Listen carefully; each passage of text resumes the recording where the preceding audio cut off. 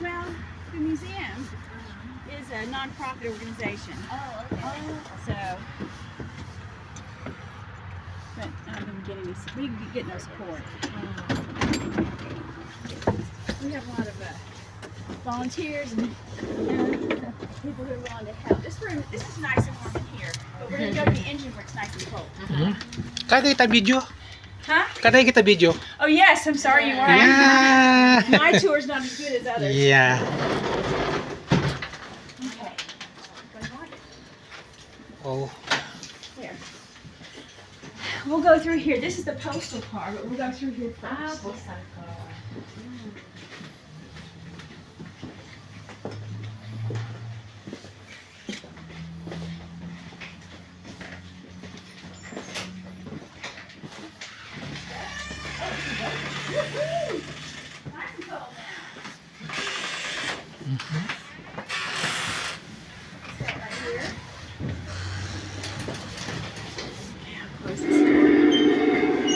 Welcome aboard the 796, one of America's most enduring and powerful E8A locomotives. A total of 450 cab versions were built between August 1949 and January 1954 by General Motors Electromotive Division, and they served most of the railroads in America. She's a beauty. When we pull out of the station here, you'll feel the power of her two 12-cylinder engines producing 2,250 horsepower, driving a generator to power the two traction motors on each truck. She's built for speed. That's why we use her in passenger service. Today, we've got our green light for our run southbound. So hang on tight. The conductor has given the all aboard signal.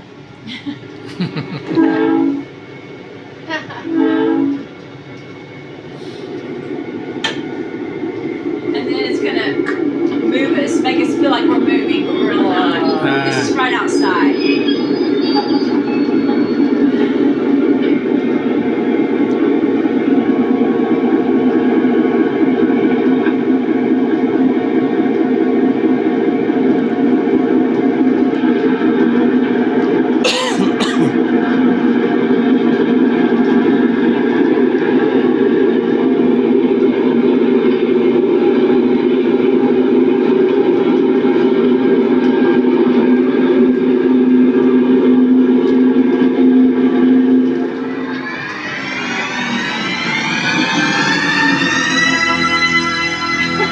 Welcome aboard.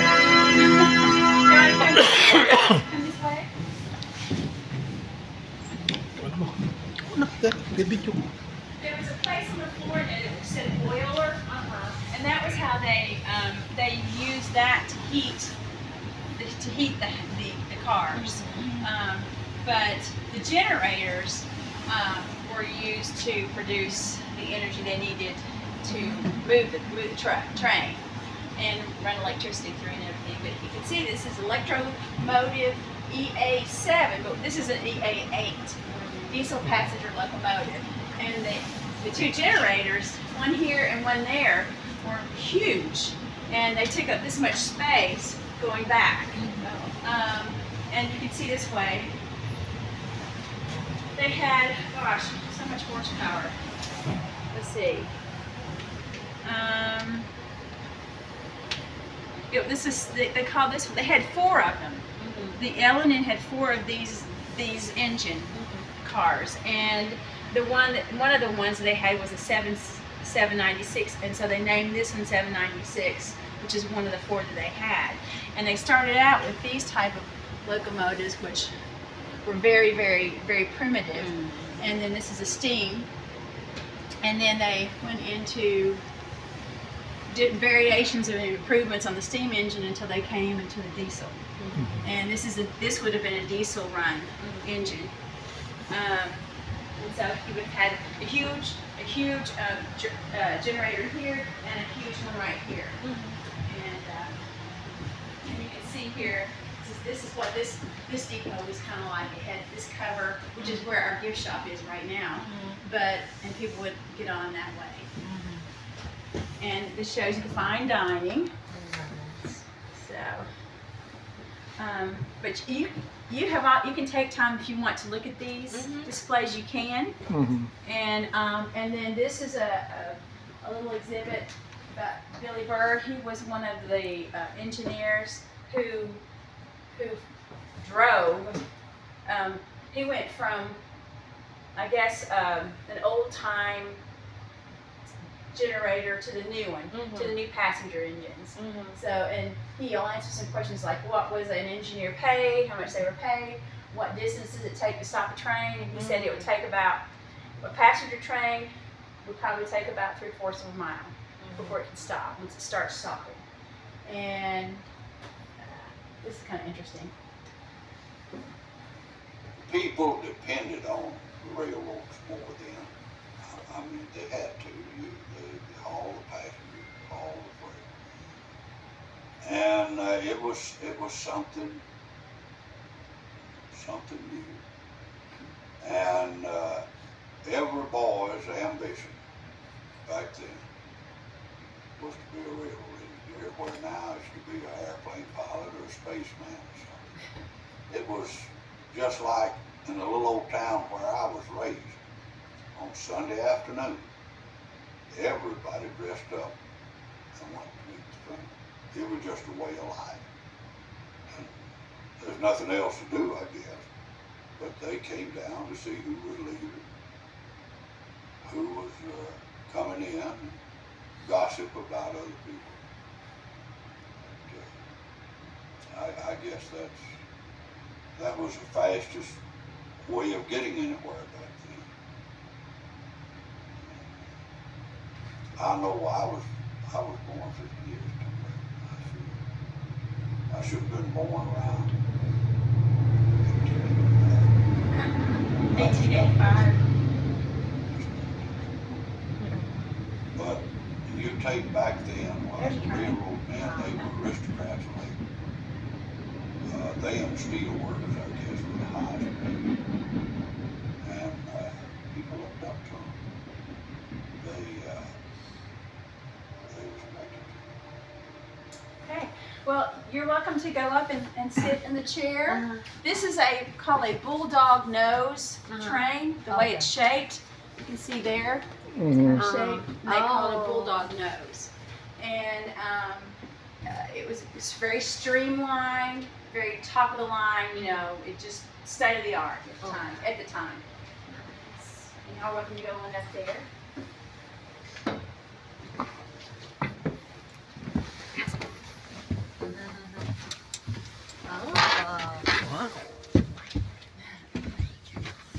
And this engine weighs this car weighs about 33,000 pounds, and it could travel between 70 to 100 miles per hour. Okay. Supas. Diri driven.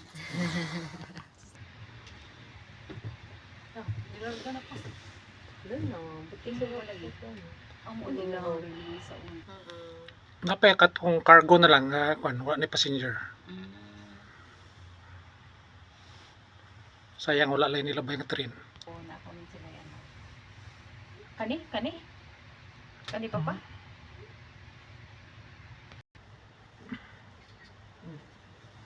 Ikaw? Di. Tingnan ko diri. Ayan na, dito lang sa gawas.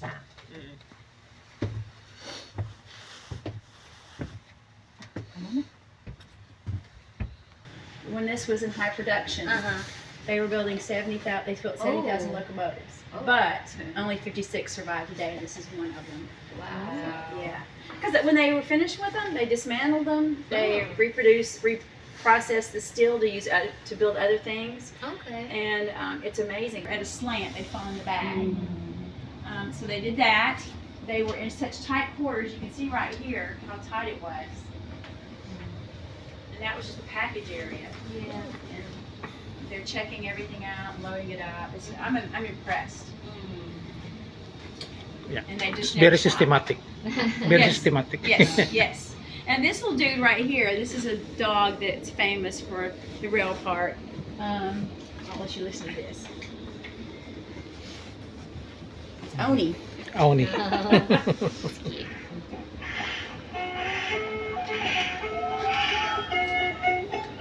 Back in the late 1800s, when mail was carried across this 1800s, nation oh. by trains and mail wagons, a small dog made postal history. His name was Oni, and this is his story. On a busy day at the Albany post office in 1888, a small homeless puppy crept in unnoticed, made himself right at home among the mail pouches, and soon was following the mail bags everywhere. Now one day a sack of mail fell off a mail wagon. The little dog jumped off the wagon and stood guard over it until the driver came back. Oni, as they called him, became the special mascot of the Albany post office. He traveled in mail trains which crossed the state and the country, often jumping from one train to the next. Now train wrecks were common at this time, but miraculously, the mail cars were always safe when Oni was on board. To let folks know that Oni was good luck, and to make sure he came back safe and sound, his friends at the Albany post office made him a special collar. Soon, people began attaching tags to it to show where Oni had been. Wherever he went, Oni made friends, Oh. and his tag collection grew. But Oni didn't just travel with the mails in this country. He journeyed by ship to Mexico, Alaska, Oh. and around the world to Japan, China, Wow. Singapore, and the Suez. Oh. Now, throughout his journeys, Oni made friends. One wrote this poem in his honor. Oni is a tramp, as you can plainly see. Only treat him kindly, and take him along with ye. Oh. And when he died, they taxidermied him. And he sits in Washington, D.C. in the Smithsonian in the railroad history building. Oh, So he's still there. wow. We did not see when we were there. I don't think we went to that museum. Yeah. Well, the Smithsonian is by far too big to get through any quick trip. You know, I mean, here are the restrooms that they had. Oh. We'll come this way.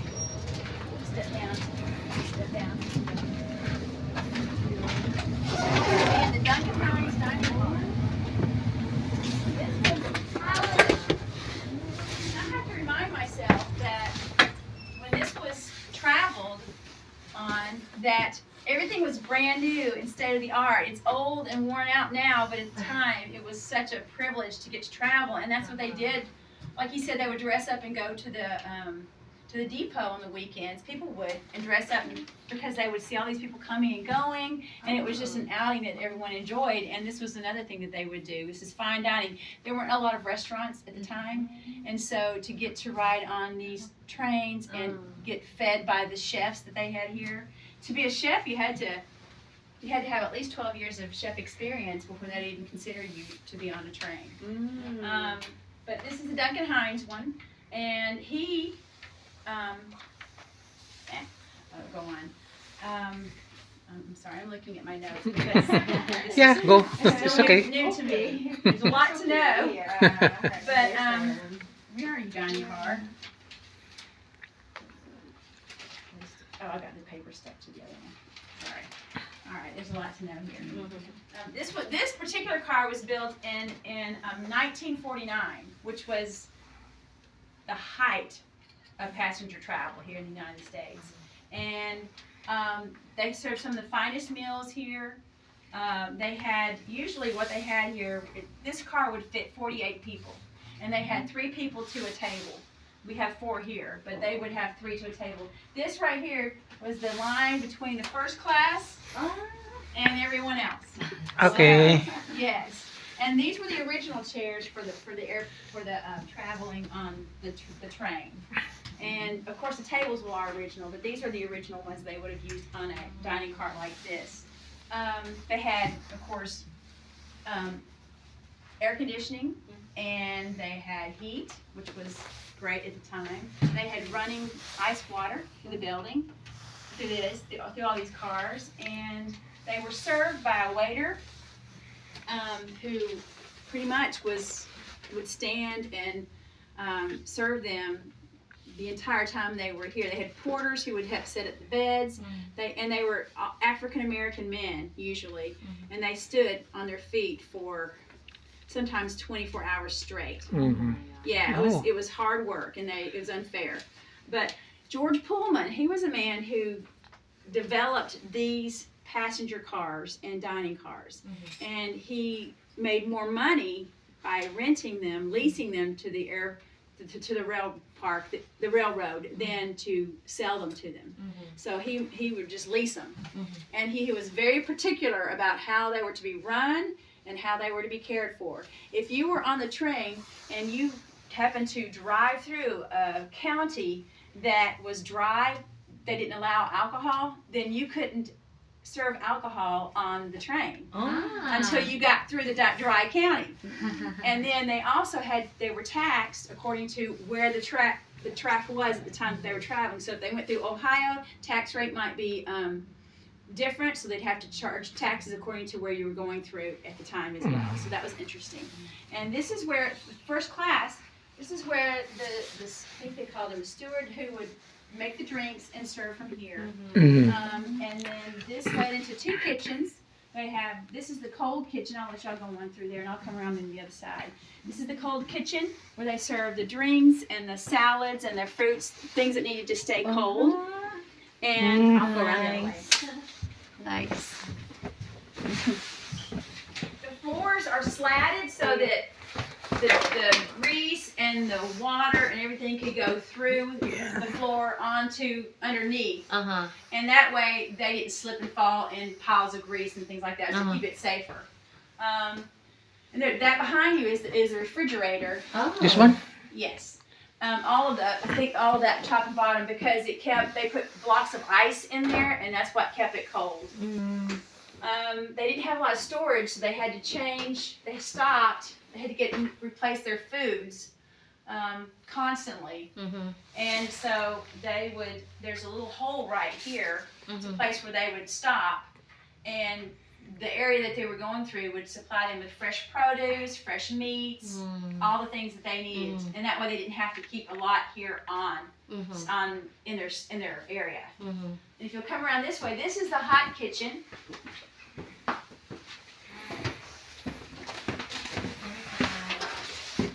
Wood grill or whatever it was that they used, and they had their own refrigerator there to keep their meats chilled. So it was state of the art. This was fine dining. You go from red beans and we had pinto beans and potatoes and corn to fine dining. Okay, we're gonna go into the sleeper car. And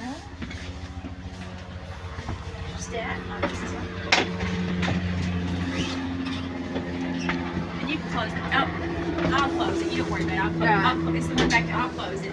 This would be considered first class. Well, actually, no. This is third class. This is where the least expensive part of, if you were a passenger, this is what I would have been on. And they had denture cleaners for some reason. That way the dentures wouldn't fall down the sink. I don't know. And so this would be the men's restroom. This would be the ladies' restroom.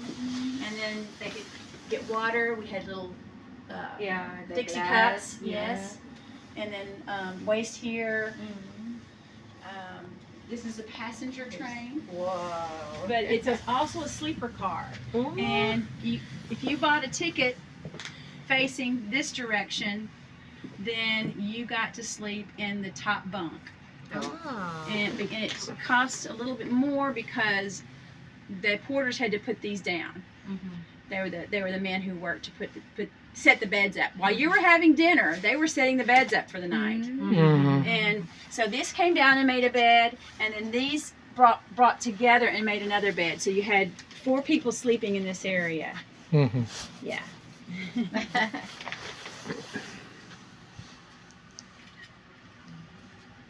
Mine is, 'cause I don't want to forget.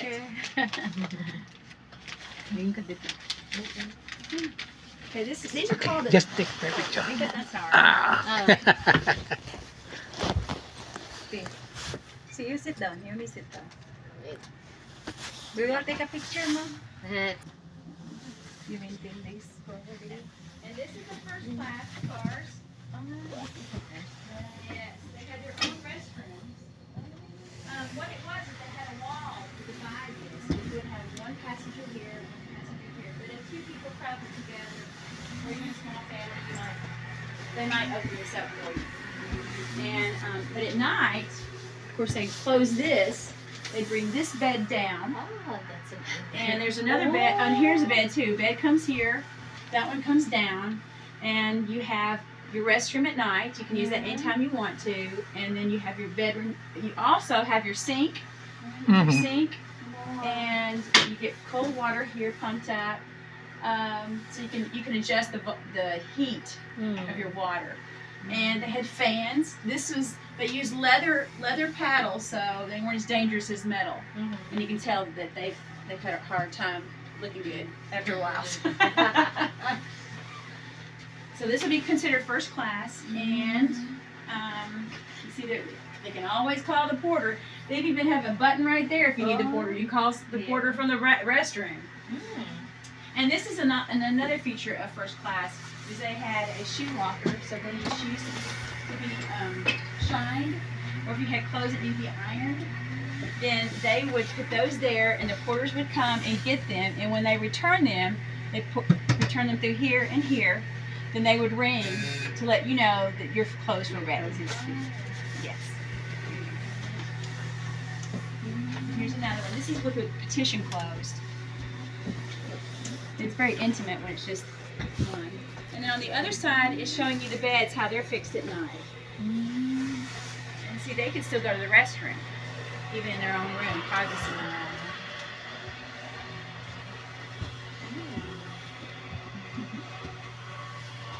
And now, and this was the second class. This would be like for businessmen. And they would have their private area here, and I think they even had doors. They could close this off with a door. Yeah, here it is. They had the doors. If they wanted real privacy, they could have that. They did a lot of work on the road in their private compartments. So we had the curtains and the sliding doors. At night, though, when they were going to bed, they could not use the restroom because their commode would be covered up with the bed. Oh, okay. So you made sure you took care of all that before you went to sleep.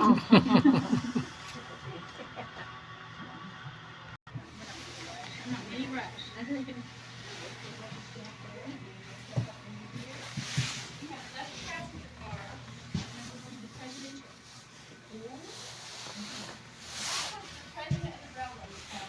Or any dignitaries, maybe a president or something like that. And because Abraham Lincoln's his funeral train, they started doing the presidential car because of that, and they did passenger cars too because of that, because it went so far. But anyway, this is the kitchen that they cooked for the president. He had his own private cook, and they had nicer carpet. This particular rail car is an old one that was built in 1911, and it was wood. They stopped making them in wood because the wheels would get so hot, they had a tendency to burn down. So then they went to steel and just lighter weight cars. But this would be like where the people who served the president would sleep here. Okay. So this is exclusive for the president. Yes. Okay. Like the beds here are bigger. You can see Yes, how they it are. is. Like there's more space. And look at the shower and the bath. I love. Yes, so much nicer. And then here is another. This is where they would eat or have meetings. The president or whoever the dignitary was would have a secretary, which was always male because they wouldn't let women travel like this. Was just women. They're not allowed to do this. And but they had a table that would fold up, and they were finished with it, and they would put it away. Uh-huh. They said that. And then secretary's desk and it was all there. And then they had these two Murphy beds that would fold down too if they had people traveling with them. Okay. This was state of the art. It was mahogany, and everything's so streamlined, like the mid-century modern era, Yeah. 50s. Everything was just real sleek. That room is right here. Into a Murphy, to a bed as well. Can we take a picture? Yeah. Yes. Oh, me? Oh,